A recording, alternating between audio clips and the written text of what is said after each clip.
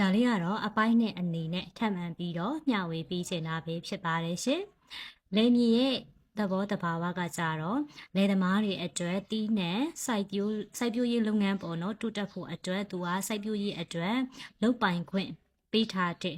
မြေအမျိုးအစားပဲဖြစ်ပါတယ်ရှင်ဒီလိုမျိုးလယ်မြေလို့လဲလယ်ယာမြေတွေကိုပေါ့နော်လူနေထိုင်ခွင့်အဆင့်ထိရောက်ဖို့အတွက်ဆိုလို့ရှိရင်တော့လယ်သမားကနေပြီးတော့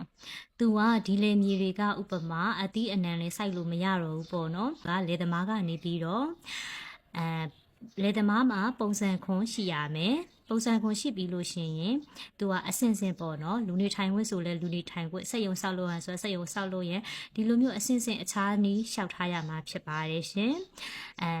လျှောက်ထားပြီးကမှလူနေထိုင်ခွင့်အဆင့်ကိုရောက်ရှိမှာဖြစ်တယ်အဲ့ဒီအခါကျမှဂရန်ထပ်မှန်ပြီးတော့လျှောက်ထားရမှာဖြစ်ပါတယ်အားသာချက်နဲ့အားနည်းချက်ကကြတော့လယ်မြေတွေကိုတော့ဝယ်မယ်ဆိုလို့ရှိရင်လဲဆိုင်ဖို့အတွက်ပဲဝယ်တင်ပါတယ်အဲ့လိုမှမဟုတ်ဘဲနဲ့ဒီရွာမြေဆိုလို့ရှိရင်တော့တကယ်ရွာမြေစစ်ဆိုလို့ရှိရင်ဒီမိဘပိုင်ရှင်ကပေါ့နော်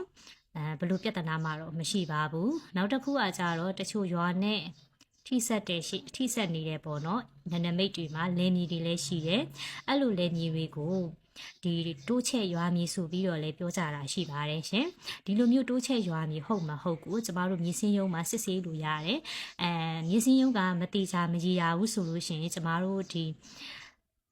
မြို့တော်စီပင်တာယာကြီးနနမိတ်ပြင်ပဆိုလို့ရှိရင်ပေါ့နော်ဒီထွေအုပ်ချုပ်ရေးမှုရုံးမှာထွေအုပ်ရုံးမှာတွားရောက်ပြီးတော့စစ်ဆေးလို့လည်းရပါတယ်ရှင်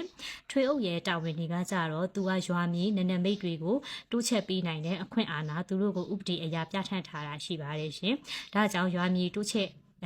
တာပဲဖြစ်ဖြစ်ရွာမြေစစ်ပဲဖြစ်ဖြစ်ပေါ့နော်ထွေအုပ်မှာတော့လက်ကောင်မြေစင်းရုံးမှာတော့လက်ကောင်တွားရောက်စစ်ဆေးဖို့လိုအပ်ပါတယ်ရှင်